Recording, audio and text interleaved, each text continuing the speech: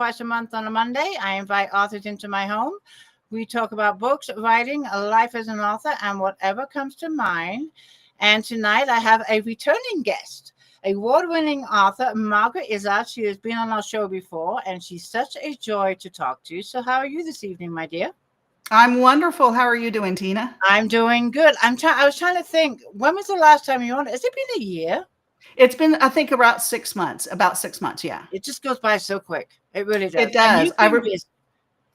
I remember booking it thinking, oh, because I remember when we booked it, I said, oh, it's in July. We'll do whatever book I'm at that time. It was so funny. But, so here we are. So busy. We were talking behind the scenes, which is why we're a little bit late. I could talk to you all night behind the scenes. But before we get started, I know many people that are going to be joining us know you, know your books. But for those that don't and joining us for the first time, can you just give a little background on yourself and also what made you become a writer?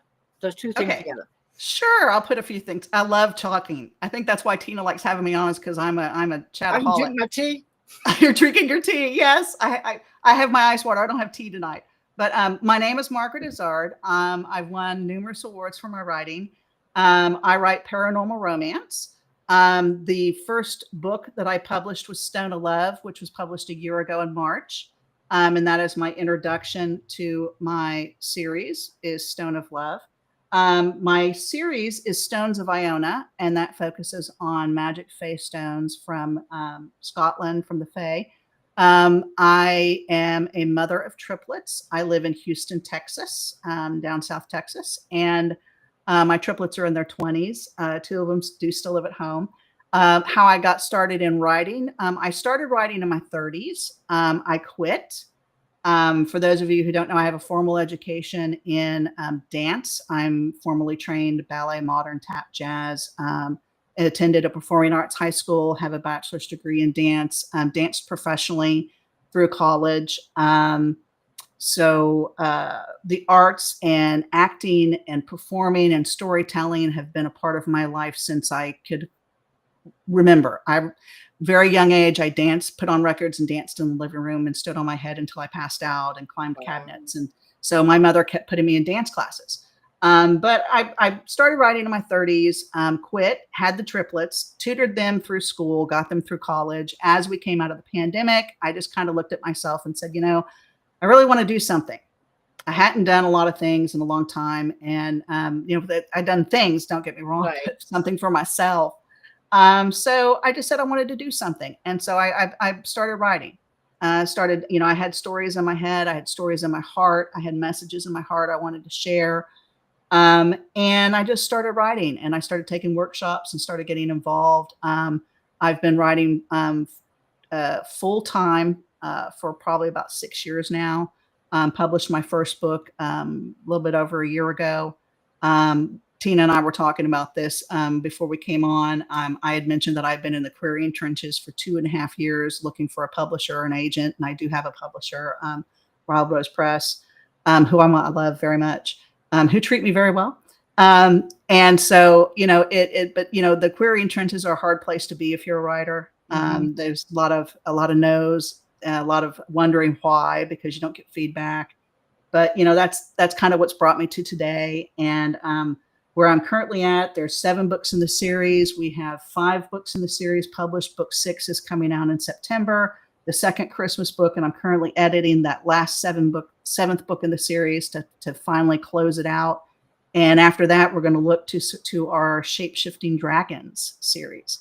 So that's a little background on me and what I've been up to. You have been so busy in the last 6 months since I talked to you. Yes, I released another book. I had been working on a number of books. Just to, those of you who are writers or those of you who are curious or know a little bit about it. I don't write a book and publish it.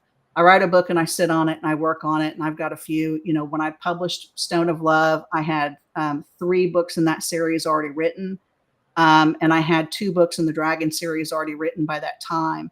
And I had actually been querying the first Dragon book and Stone of Love to see which one would sell. So I kind of keep them backlogged. It's probably a good thing. It probably is. I think. I mean, I don't do that. Maybe I should learn from you, but I don't do that, but I think it's a good thing. I think it is, because you have something to fall back on.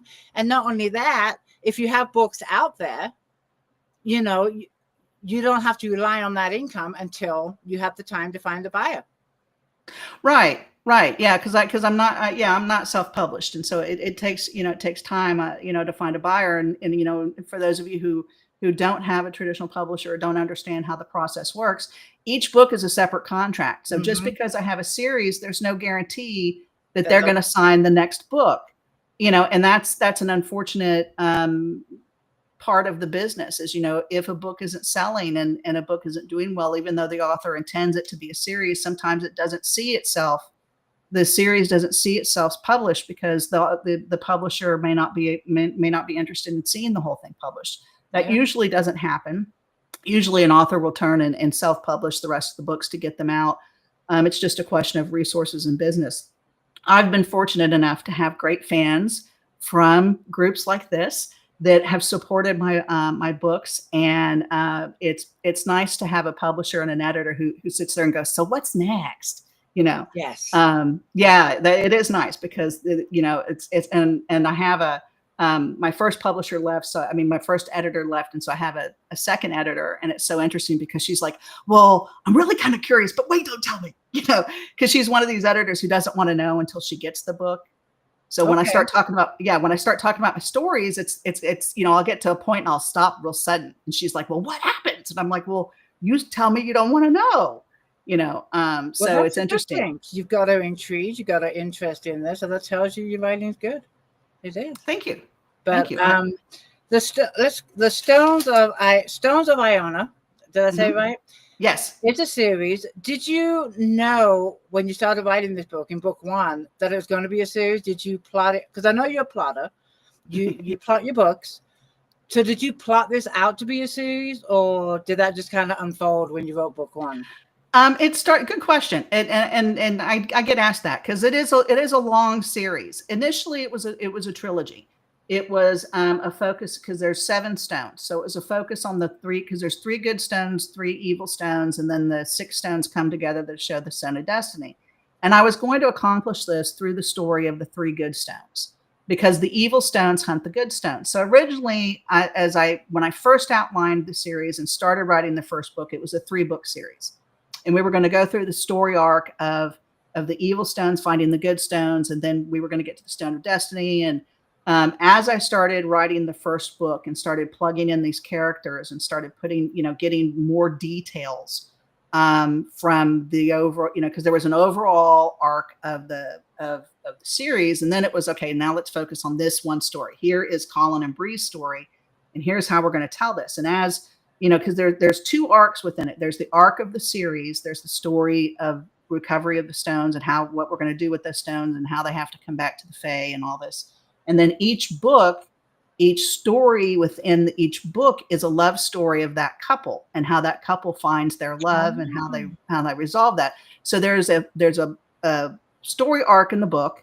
There's an underlying story arc that goes through the entire series that drives the series. So when I got through most of the first book, it was like, oh, each stone's going to have its own story. Because each stone had to have, because each stone has its own, just like each relationship has its challenges and resolutions, each stone has a challenge and resolution. And what's very interesting and dynamic about each of the books is that the stone's challenge and resolution for that magic stone not mirrors, but coincides or affects or initiates, and it's different with each story, but each stone has something to do with each of those love stories. Each character is placed within that story of that stone for a reason. There is a purpose there that is part of what their life destiny, what they have to discover and learn, the journey that they take, whether it's the journey of the single character and how that relates to the stone, or the journey of the couple and how that relates to the stone. So, it's been really exciting to manipulate multiple plot arcs between one book to an overall series, and that's what's been really a lot of fun. And now that I'm on the last one, it's a little nostalgic. I do get a little teary-eyed over it because it's like I when I started this and got through the third book and I'm like, man, I'm never going to write that last book. I'm never going to see that thing happen. And when I sat down and started writing it, I was like, I'm here. Yeah, you when I know, wrote an 8-book series, it's like they became my friends. These characters I knew so well. And they were part of my life for 3 years, the Sabella series. For 3 years, I wrote about these characters. And after book 18, book 18, I wish. Book 8, it was so bittersweet. It's like, that's it. I'm not going to talk to him again. And it was rough. It is. You know, I knew from the beginning how the series was going to end. I knew where I was going with it. You know, it wasn't until I hit maybe the 5th book that I realized what Cuppa was going to be the last series. The last book in the series. I wasn't quite certain. I knew how it's going to end, but I wasn't quite certain how I was going to get there. And you know, it wasn't until I got like 1 or 2 books away, you know, I hit that 5th book that I was like, yeah, this is how we're going to get there. Now there's 7 books in the series. You said that 4 or 5 are out right now. How many are out right now? 1, 2, 3. I'm sorry, I'm counting them. They're sitting here next to me. 1, 2, 3, 4. There's 5 books, and then there's 2 Christmas companion books. So what's out now is 5 books and the first Christmas book. Okay, do you have the covers? Let's see those beautiful covers. Oh yes. Oh, I bought the books. This is the first one. Okay. Stone of Love. Okay. Banging the table. Sorry. This is Stone of Fear. Trying to get the glare off of it. Covers. Thank you. Thank you. I love my cover artist. Stone of Lust. Now, do you have a say in the covers? Yes, actually, I do. I'll get to that in a second. This is Stone of Hope. This is one of my favorites. This is where we go to Egypt. We try and travel to Egypt. Stone of Doubt, the most recent one. And I don't know if you can see it because of the glare. I'm in my husband's office. But there's a dragon. Yeah. There's a dragon up here. Oh, okay. Beautiful. He's a fae. He's a dragon. And then this is the first Christmas book. Nice. So, yeah, but yes, I have to answer the question. Do you have a say in your covers? Yes and no. We fill out a form and we get to say, this is what I think the cover should be. This is what I'd like to see. Here's my concepts. Here's why my concepts are this way. And, they evaluate it and look at it. They assign it to an artist, and then the artist mocks it up. They try and get as close to what you've asked for as they can, but they also have to keep in mind the market, what works on covers, what doesn't work on covers. Sometimes they don't quite always come out as you anticipated. I'm going to admit that the initial, if you notice, there's a theme and variation of the arch. That wasn't it. There's an arch in here. I see it. Okay. Okay. That wasn't initially. I wanted a doorway and not an arch, but when she came out with the arch, I was like, oh, I love it. You know, and the other fortunate thing is I'm a previous graphics artist. So plus with my dance and acting and art background and, you know, understanding how that all comes together, but specifically understanding how you layer images electronically, really helps because they come really close to what I want. Because I've gotten to a point where I send her the images and I can tell her the layers that I want to see them in. Perfect. Because, you know, when you put something like this together, you know, this isn't one image. This is an image. This is an image. This is an image. This background's an image. You know, this is manipulate. This to get this color is manipulated.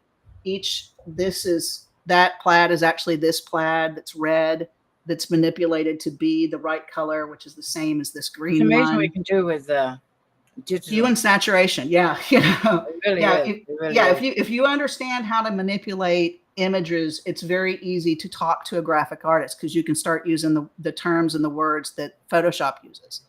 And, you know, she's like, okay, I got this, you know? So yes, they're my concepts and ideas, but the execution comes from a much better artist than I am. Yeah, me, I wouldn't even attempt to do my own covers. I know bits and pieces of it, but like the spine, you have to get, you know, precise depending on how many pages you have in the book. Yeah. Things like that is just over my head. I mean, I'm sure if I sat down, I could teach myself, but yeah, they're different sizes. Yeah. See. Yeah, it depends on how many pages are in the book that the spine's got to be accurate. And little things like that just, make me nervous. I'm going to take a little pause. We've got a lot of people joining us. I want to say hi to them. I've been totally ignoring everybody. Hello, everybody. I'm talking to Margaret Izard tonight. If you have any questions for Margaret, I saw a few in the comments. I will get to as many as I can. I'll try and post them up now. But let's see who's here. We have, and I'm sure you know many of these people. Janet Rebel is here. And we have Virgie Lane. And we have Karen Geeling. I'm just going to scroll down some of the comments. Belinda is here. She says hello. Renee is here. She says hello. And then we have Flashcat on YouTube. He says hello. Let me see. Debbie Tyler is here. While I'm going through the comments, when it comes to the series, now can a reader read the books in any order? Or do they have to be read in order?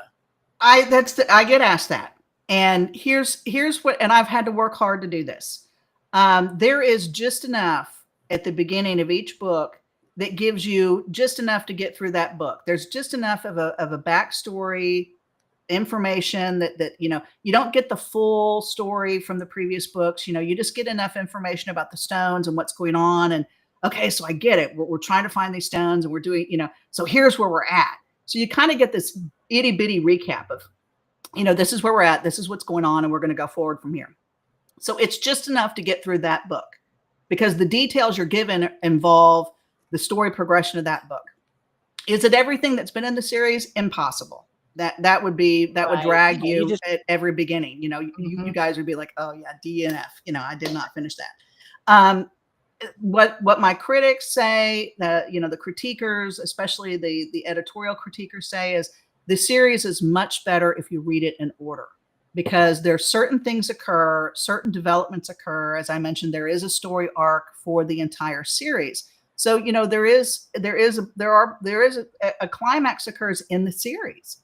It's not just a series that's about these stones. I mean, we have to, the evils stones are hunting the good stones and there's this chase that goes on. And so you recover one or you don't recover one. And what happens to the evil stone? There's a point in time where one of the evil stones is lost after it's been recovered. And so we don't know until a later book what happens there and, and how that comes about. So, there's other parts of the arc of the series that you're going to miss out on if you don't read it in order. I have had some reviewers who have read them out of order and been like, and gotten mad because they missed out on something. And it's like, well, you warned them. You warned them. I have said since book 2, it is much better if you start at the beginning, but I try and put enough to where you don't have to. Yeah. And I write my books the same way. You can read them as a standalone, but me as a reader, if it's a series, I have to start at book 1. I do. And that's just my reading habit because I don't want to miss anything. I just don't. Right. And like you said, you can't put book 1, all of it into book 2. You might as well just duplicate it. You can't do that. Laurie has a question for you. She wants to know, does your family read your books? I get asked that a lot. My husband reads my books. Now, he's my proofer. He has to read my nice. So he is an initial proofer. I do think maybe the last 2 or 3 books he has not proofed. But he started out as my proofer. My son number 2 reads them, even though they're in their 20s. So because I do write spicy, so I write some. Oh, I didn't know that. I didn't even realize that. I write very, very spicy. On a range from 1 to 10, the 10 being erotica, how spicy? It's probably 7 to 8. Nice. There's it's on the page. It's on the page. It's not. And what did your son do when it came to the spicy parts? He skips them. Son number 2, the triplets. I have 2 boys and a girl. So son number 2 came over one day, a month or so ago, and we got into this 4-hour conversation because he was trying to figure out the sci-fi side of things. And there is a lot of science in my books. There's a lot of factual science pieces from the research that I've done. And so he was trying to just to give you a quick recap of this 4-hour conversation was he was trying to figure out the Fae and the fairies and the Fae realm and how the Fae realm exists and how the fairies work within this magical realism and interact within the humans. And he kept trying to align the Fae and the time travel, because there's time travel in the book. So he was trying to align the time travel theories with the theories from Back to the Future, from that whole series and that whole story, you know. And so he kept mentally thinking of Doc Brown drawing the line, and then if we time jump, and so he had this concept of time and how time exists for the Fae was linear, and it took this long conversation of me trying to explain to him, no, that's not the way it works. And so the best way that I've come up with describing this, and I've actually had to write it out for a blog, is for the fairies. The fairies are it's all time. It's time continuum. It's all time. So the best way to put it is, because they see all time, but they can't see all the time at the same time. So you almost have to imagine it as if, when you're in the Fae realm, as if you're standing in the center of a sundial. Okay. Right. And you turn right and you see one time, you turn left and you see another time. So based upon where you are on your sundial and where you face and how deep you go with where you face, it depending upon what time and when in time you see it. So the fairies can look at any time they want to, but they don't see it all the time. So sometimes the information isn't always there for them. Right. Now the evil Fae, the main king of the evil Fae, Balor, he has an ability to inhibit what they can see. And so when we start with the first book, he's actually, cast a spell and done something where even their abilities are hindered. And so they can't quite always see what he's up to. Ah. So it creates, that within the plot line, there's a lot of tension and mystery. Okay. Based on everything you said and the interesting facts about these books, I got another question for you from Roy. She wants to know, where do your ideas come from? Oh man. I'm an extraordinarily creative person. I'm also very well read. I've been involved in the arts since I was 3 years old. I started acting at 8. I'm 50. Later 50s. Not 60 yet, but it's a very creative process. I think as a dancer and a choreographer and a professional dancer, you do have to get very abstract with how you interpret stories, because the only way a dancer communicates things is through their body.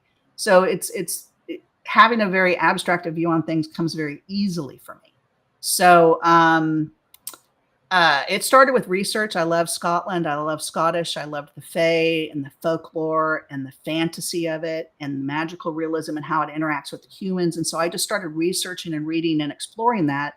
And the Fae are based on the Tuatha De Danann, which settled the Western Isles of Scotland. And then where they initially settled became Dunstafnage Castle, which is the base castle for my books. And the family that owns the castle is the MacDougall clan. So they became the main clan. And from there on, it just kind of blew out, but a lot of it starts with reading. It starts with reading and research. Right. And, the concept of magic stones was, reading about the Stone of Destiny, which is the coronation stone that the king and queen sit on when they're crowned. It's the stone of scone.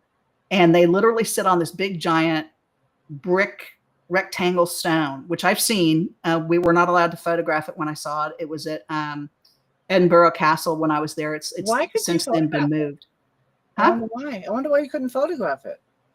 They wouldn't let us photograph anything in the room. I was real close. I was like, and there was a guard watching. We weren't permitted to photograph it. I mean, I've been to Scotland stuff, but you've seen a lot more Scotland than me. Yeah, it was nice. But the concept came, I read about the stone quite a few hundred years ago, traveling through Dunstafnage Castle. And so it had come from the Isle of Iona, which is the Iona Abbey and the birth of Christianity. And it came through Dunstafnage and the Western Isles on into Edinburgh. And I came up with this idea of, what if the stone was magic and the Fae had these magic stones? And what if there were multiple magic stones? So that's why it's Stones of Iona, is because the stones came from Iona, the Isle of Iona, and they've come into the human realm. They came through Iona from the Fae to the human realm. And they're here. The Fae sent them to the humans to protect them from the evil Fae that kept finding them in the Fae realm. So the humans are guardians to the stones. And if within the first book, we learn that the evil Fae, the king of the evil Fae, created evil stones in order to hunt the good stones. So specific stones hunt other stones, and they interact in different ways. Interesting. Now, when you went to Scotland, did the idea for the series come to you because this was a trip you went on, or did you go to Scotland to research the idea you already had? I went to Scotland to visit the places that I had been writing about. I went 2 years ago, and it was before the publication of the first book, and I had just signed the first contract. I'd already planned the trip, and I'd signed the first contract when we were getting ready to go, and I was in edits when we were traveling. So I had completed my first round of edits and gotten them back to the editor, and then we went to Scotland. You're going to go back? Sometime. Yeah. I don't know when. It's not cheap. It is not. That's why I haven't gone to England in a long time. I need to go back to England, and it's not cheap. It's just not cheap. It is not. One more question, and then we're going to hear you read to us, which I'm excited. But one more question from Lori. She wants to know, do you have any superstitions, either as a writer or in your personal life? Oh, lots. I toss, when you spill salt, you toss salt over your shoulder. Left, right or left? I don't know. I'm right-handed, so it goes over the left. Okay. I do have some very this sounds really, this one thing just popped in my mind. Yeah, because I have a number of them. I cut down some trees to do an addition to build a porch. And one of the trees I used to sit under all the time, and I had to go say goodbye to it when I cut it down. I do have stones that because if you notice, I'm kind of fidgety with because I'm a dancer, You're a busy lady. But I'm usually very physically active too. I do get up and walk around a bit between writing, take breaks, but I have little stones I fidget with. I have little fidget things. I do have different stones that have different properties and powers and meaning to them that I keep close to me when I write. I don't know. I mean, just nothing else. I'm certain I have a few. They just don't pop in my mind at this time. But I am a very stupid. You've named a few. You've named a few. But I'm a very spiritual person. I think that being connected with the spiritual realm and being aware of what occurs around you. There are some paranormal things that have occurred to me that have happened in my existence that, if you stop, look, and listen, that there's very many things that speak to you in very many different ways. One of the greatest gifts of research I ever had was for Stone of Lust, and it was the Brooch of Lorne. The Lord of Lorne was the king, the Viking king of the Western Isles of Scotland, and he lived in Donnelly Castle, which is down the way from Dunstafnage, and is a ruin now. It's near Oban, Scotland. And the Lord of Lorne is actually in Stone of Lust, and that's the Viking book. In that is the Brooch of Lorne. And the Brooch of Lorne is a true brooch. There's 3 of them that were made. They hold 3 stones. There's a secret compartment, a stone, and then a stone. And there are these big brooches in Scotland that go on the kilt here that the men wore. And the Brooch of Lorne was actually ripped off of Bruce, and they were in a fight, and now the McDougals had it. And so, but it held 2 stones and then had a secret compartment. And so the interesting thing is here I've got these magic stones, and here's this brooch that comes out of research that I'm like, I have to use this in a story. It is fate. This is fate speaking to me. I must use it. And so it starts the first time that you see this Brooch of Lorne, which is a true historical piece. It is in a private collection. There's 3 different brooches that are very similar to it, that are designed very similar. They're very elaborate. They're very large. They're like this big, and they're this thick, they're huge, and they're very heavy.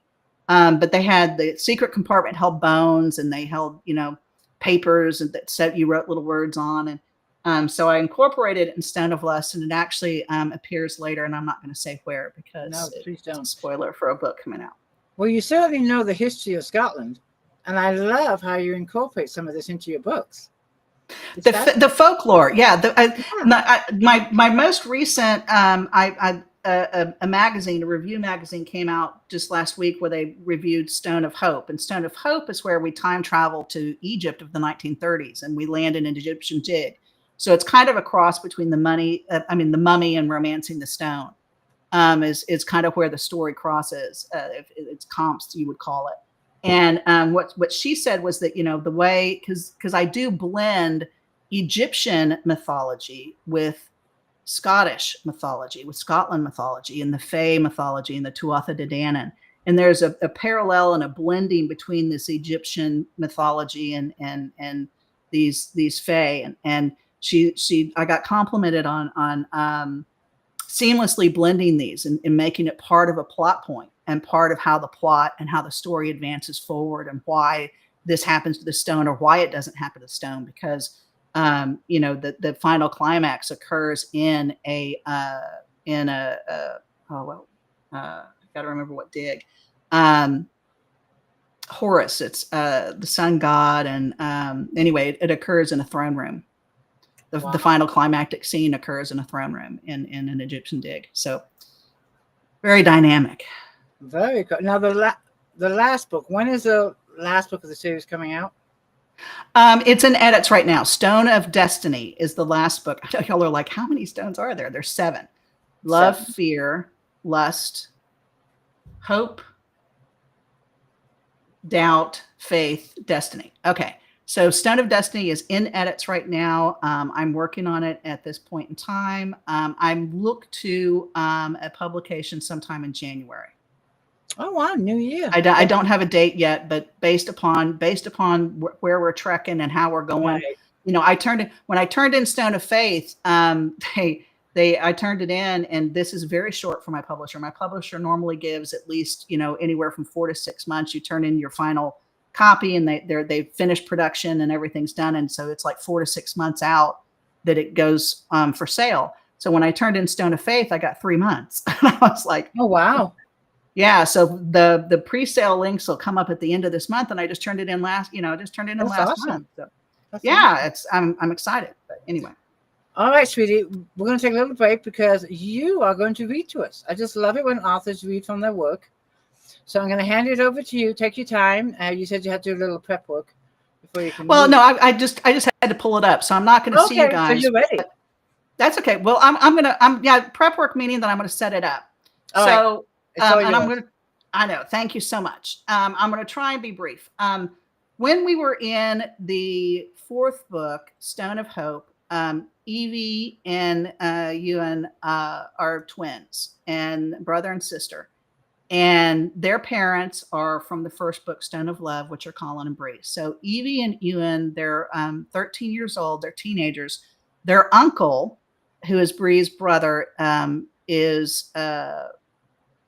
they actually end up getting sucked through an Eye of Ra and Stone of Hope and into the Egyptian times I was just talking about. So they're teenagers, and the teenagers actually accidentally get sucked back with him.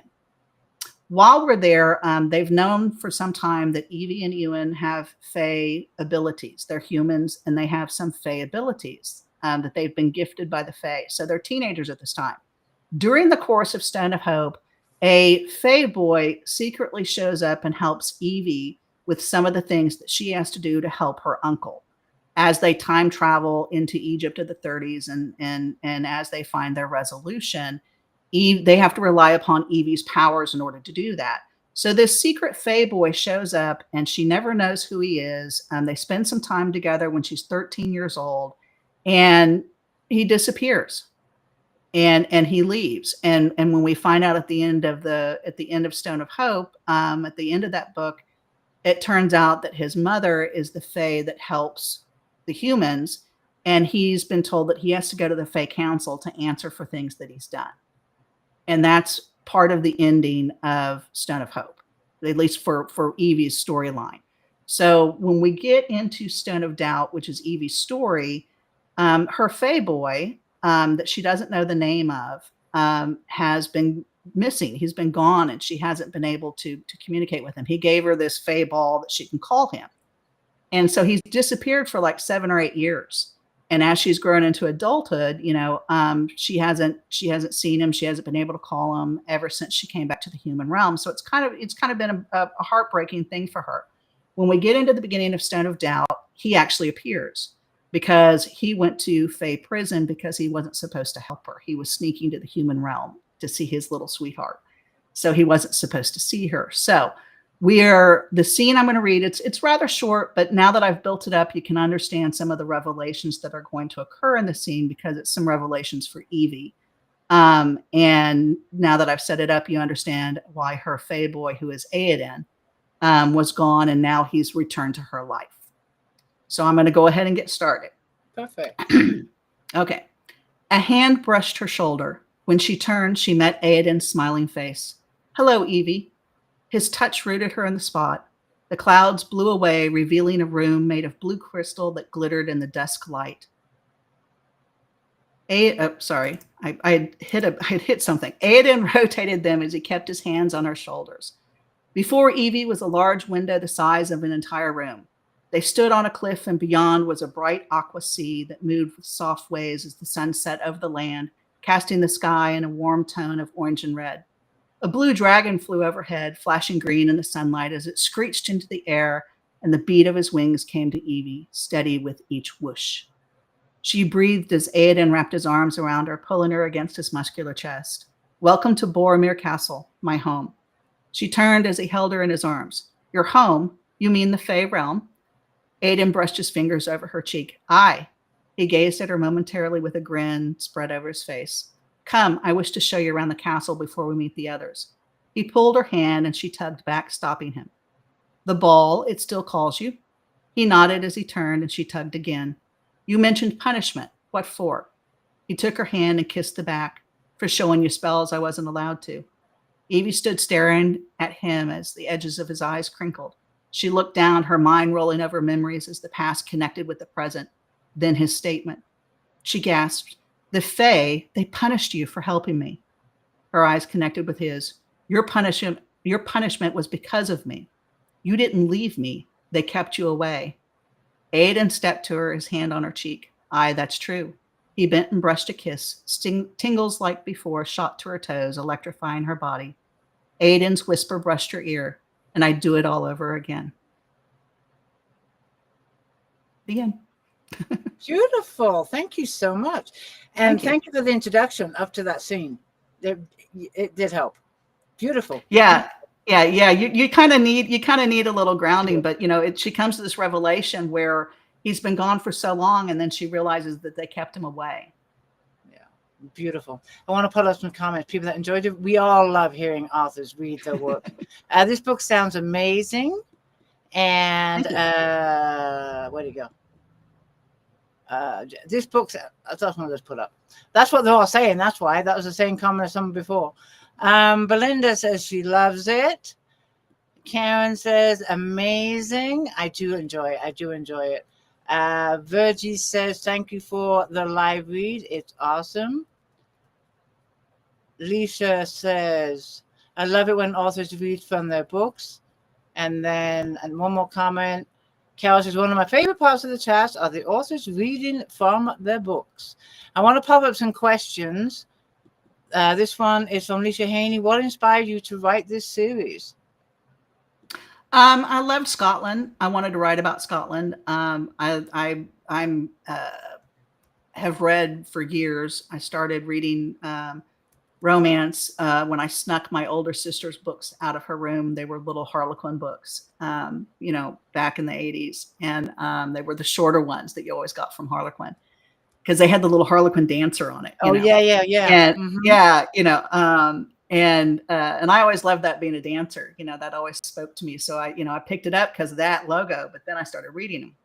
But I've always loved Scotland, the rugged Highlander that swept the dazzling beauty off her, it's the good old typical trope of, damsel in distress, and he's the man that's come to save her. And, but then, there's always the one where she saves herself in the end. And that's always a nice one too, where she's strong willed and, so it's the familiar trope of romance, the fantasy. Someone earlier I saw, there were a couple questions. Is she a Trekkie? I am a Trekkie. I am Star Wars. I am Trekkie. I can, my husband and I watch Big Bang Theory, and we are totally along with all the trivia. It Really? is. Oh yeah, Oh my wow. husband is a big sci-fi fan, and there was one point in time that in the first book that there's a painting that moves, and we had a 6-hour argument over how and why the science behind this painting moved and why it happened that way. And he walked away from it going, I'm never going to ask you a question like I'll that have to again. send you some of my dad's books. My dad was a science fiction writer. Oh yeah, I'd love that. I'll send you a But couple. I will. I'll but send you a couple. yeah, the Highlanders and the rugged guy, but it's in my bio, it's the strong warrior with a soft heart. I am a huge sucker for that. What's And that so, series? that, Was it Highlander? The huh? series Highlander. Have you read the series Yes. Highlander? Oh yeah. And Henry Cavill, Yeah. they're redoing it. Henry Cavill's going to do it. He's still my heart. Yeah, that was a brilliant series. It really was. It was long but brilliant.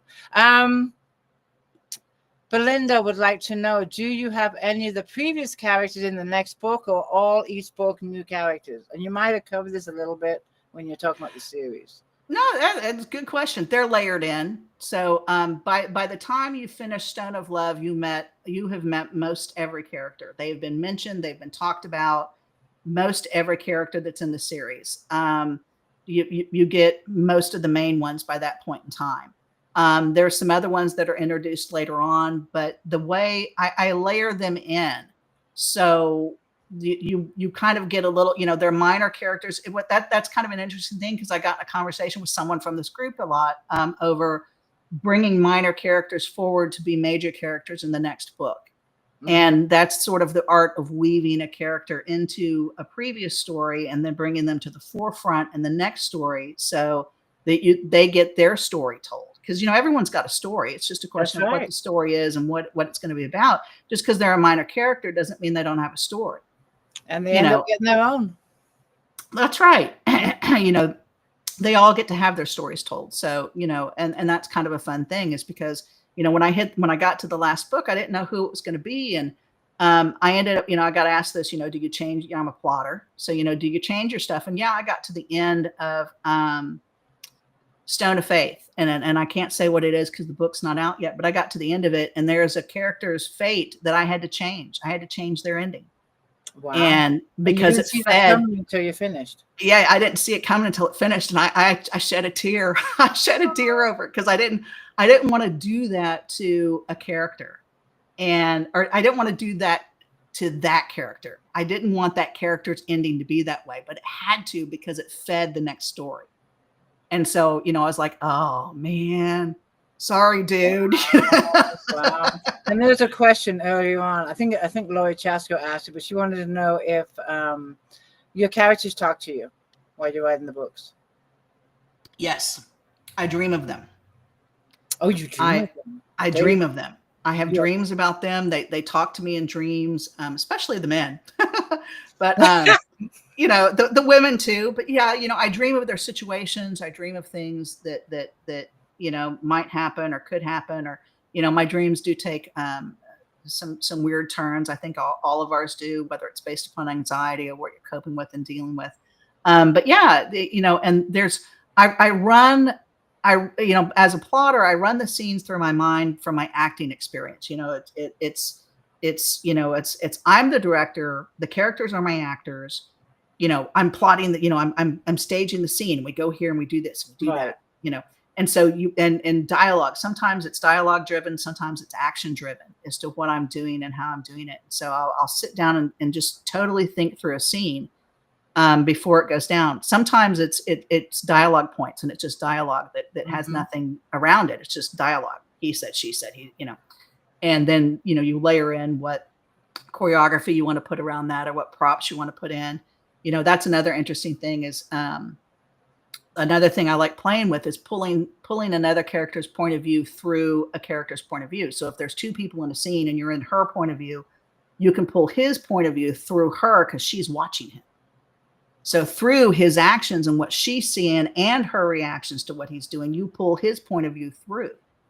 and what he's going through and what he's thinking comes through, but it is through her interpretation. But still, Right. you get his point of view through that.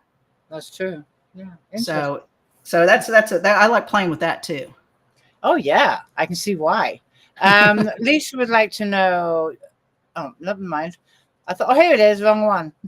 Are you of Scottish descent? A little bit. Depending upon which side of the family you ask, my father's side is mostly American Indian, and so we've traced us back to the Trail of Tears, coming to Oklahoma. Oh, So wow. I have a lot of relatives in Oklahoma. Throw a stick, you hit a cousin. We're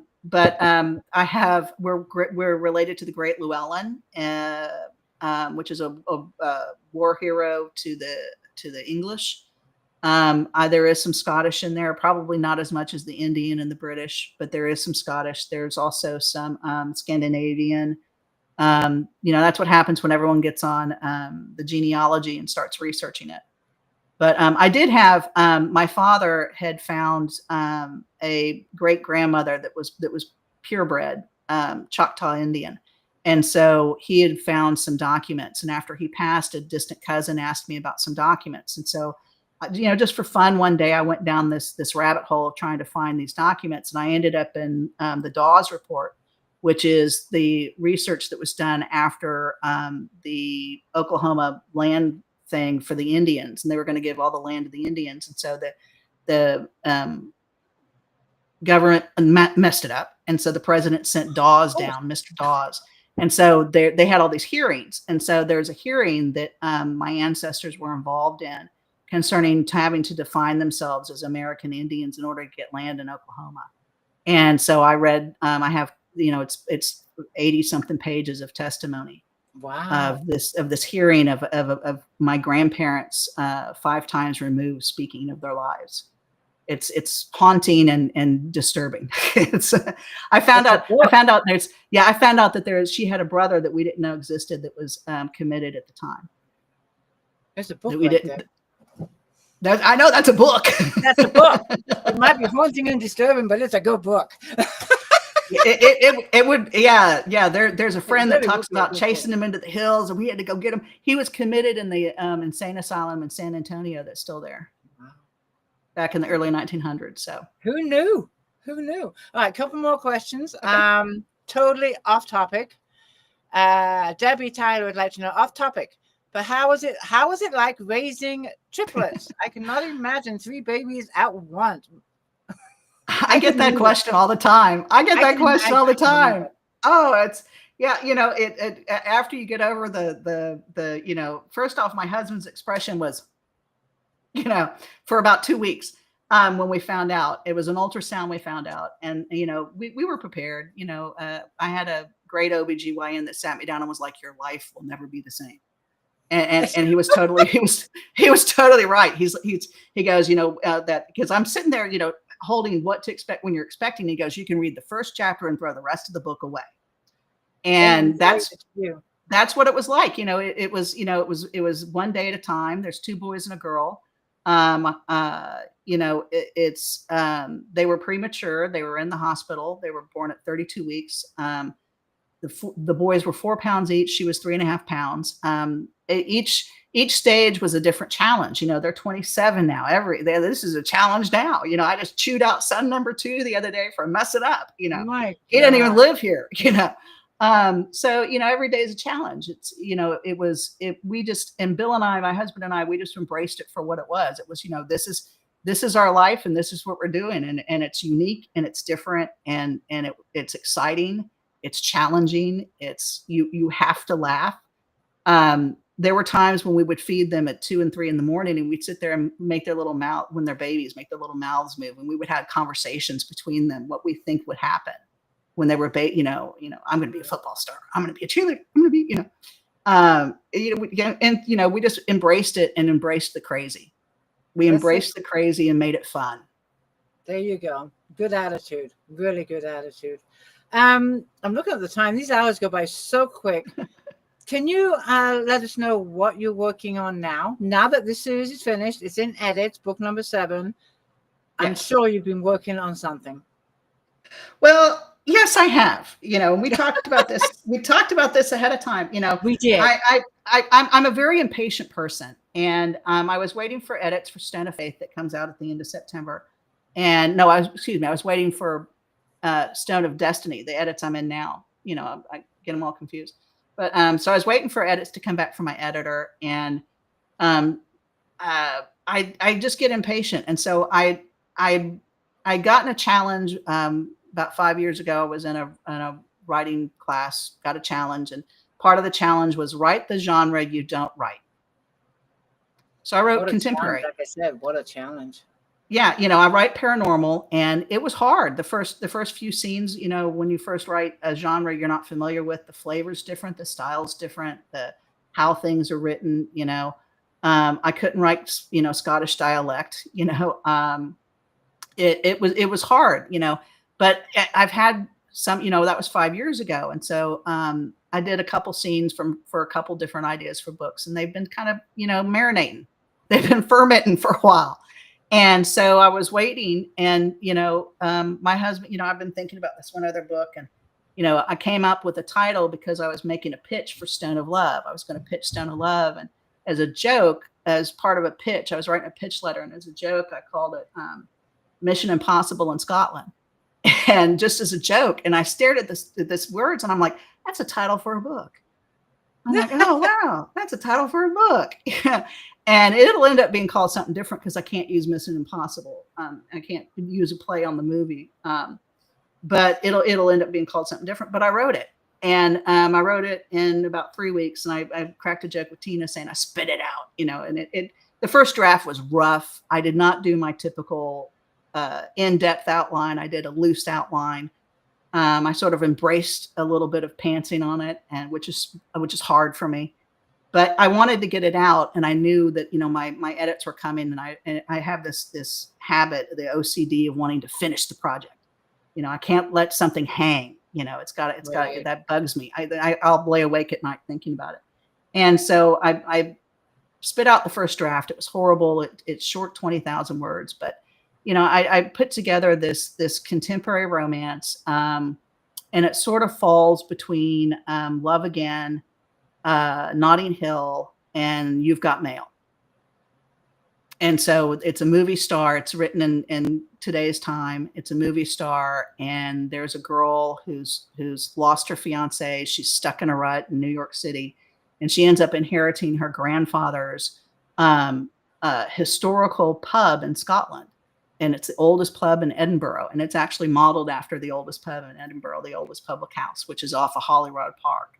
And so I get to write a little bit about Holyrood Park and that whole area. And so it's this star, this Scottish heartthrob star, ends up befriending her grandfather and was best friends with her grandfather, and her grandfather raised him. And so she has to take over this, historical bar, and she has to fight against the historical society because she's a stupid American. And so, that's in Scotland, having to run one of the oldest bar in Scotland, the oldest public house. And so it was hard at first. I talked to Tina a little bit beforehand. She's lost her fiance, he's died. And so, those first 4 chapters, I cried a tear over writing that. They were hard. It's contemporary, like I said, is a different style. It's a different flavor. And it was hard to get into, but I got it. So I don't know if it's going to see the day. I know it will, and I told you that it's going to see the day of light because we'll see. Because I can hear the excitement in your voice about it, and the fact that your emotions are in it when you're reading it and you're crying. We'll see it. We will see it. I hope so. I don't know when, but I do that. I write them and sit on them. I'll be bugging you in about 6 months. Okay, how's the contemporary romance coming along? Well, I got the dragons. Show. Yeah, I got 4 of the dragon books, and there's 7 dragon books in that. So I'm busy lady. Well, I can't wait to see what's coming next. But this series that you have out now sounds fabulous. We do have to wrap it up pretty soon, unfortunately. But you have some fabulous giveaways. I have some fabulous giveaways. I'm giving away 1 of each of my books, but I'm going to pull out some things. My headphones are keeping me. So I do these book swag boxes where, you know, my crafting ability, like Tina does her bookmarks, my crafting ability, I'm messing with one right now, comes to play. And so I do these vinyl, I do my vinyl It's so etching, pretty. and this is my Tervis wine glass. So this is in the Stone of Doubt logo. This is a shot glass, a whiskey shot glass. I don't know if you can see it very well, but there is acid etching on it that also comes out of my vinyl thing. And there's a book bag and the book and a calendar. So you're going to get the book, you're going to get the calendar. The calendar is from my publisher. So there's other books featured on it that come from the Wild Rose Press. I'm also going to give away one of each of my current books in print, which is Stone of Love, Stone of Fear, Stone of Lust. Here comes the handful, Stone of Hope, and the first Christmas companion book, Thistle and the Mistletoe. The Stone of Doubt will have the book swag box, so I'm going to give those away because I like giving my books away. So how many prizes are you giving away total? 7? 3, 4, 6? 6. So you have one of each book. So there's 6 paperbacks. So each winner gets a book, correct? Right. And then one of the books is going to be in the book swag box. So there's 5 books in a book swag box. So we have a total of 6 prizes. 5 Yes. paperbacks signed, correct? Yes. And 1 swag book. Wow. Yes, thank ma'am. you so much for the generous giveaway. You're welcome. I'm also going to be doing my giveaway, which is the $5 Amazon gift card. If you are on my author page, if you can share this video and tag me so I know that you shared it, you will be entered in the drawing for the $5 Amazon gift card. Before we sign off, real quick, can you let readers know where they can find your books and where they can find you? Well, okay, yes, because I do have a special announcement. I'm going to try and be quick. Oh yes, I know, because I know it's time to go. First off, you can get my books at all major retailers. I'm published through the Wild Rose Press, so not only at Amazon but Barnes and Noble. I think they're at Target, Walmart. They're not at the physical stores. My contract with Wild Rose Press is ebook only. You can order print on demand. You can order from me, or you can win a book to get a print book. But they are print on demand at Barnes and Noble and Amazon, and ebooks at all major ebook retailers. The other fun news that I've saved for this evening, I just signed on today. I am going to be at Romance Lahoma, which is a convention coming up at the end of July, beginning of August. Within Romance Lahoma, which is in Oklahoma City, on August 2nd is the Red Dirt Book Event, which is a signing event. So Saturday, August 2nd, I will be at the Embassy Suites, downtown Oklahoma City, doing book signings. And it is a ticketed event. It's $10 a ticket. You do this through Romance Lahoma, which is the Oklahoma Romance Writers Guild. And I will also share some of those links tomorrow. I just snuck in on a cancellation at the last minute and just finalized this today. I'm fortunate that I have a horde of books that I get to take, and I don't have to worry about ordering anything. And I have some special things that I'm doing there. If you order the bundle for the current series, the first 6 people get a special book bag, author book bag that's bigger and better than my book bag I have here. And if you come down to the event, I'll have some other freebies that I'll be giving away too. But like I said, it's a ticketed event at Romance Lahoma. It is the Red Dirt Book Event, August 2nd, 2 to 5 p.m. Embassy Suites, downtown Oklahoma City. Congratulations. I want to see pictures after the event. Make sure you post pictures. I will. I'm bringing my personal assistant, Mr. Husband. There you go. Perfect. There you go. Well, Margaret, as always, it's been a joy. And we got to get you back on the show when the series is out there and when that contemporary romance is published. I will be bugging you. We'll see. I got to get through the dragons first. I don't know. I may take a break and do the contemporary just for fun. There you go. All right. Well, readers, thank you so much for joining us. Thank you again, Margaret, for being here. And I will see you back in the group to announce the winners this evening. Margaret, do you have any last words? I really enjoy being here. This is one of my favorite events that I get to do. It's live. The group here, I love coming on and talking to the people in your group. This is one of the most welcoming and positive and loving groups. And I know some of you guys have read my books. I thank you so much. I've got so much more coming. I have so many more things to share and stories to tell. And I just look so much forward to it. And thank you for having me. Thank you so much. Good night, everybody. Thank you.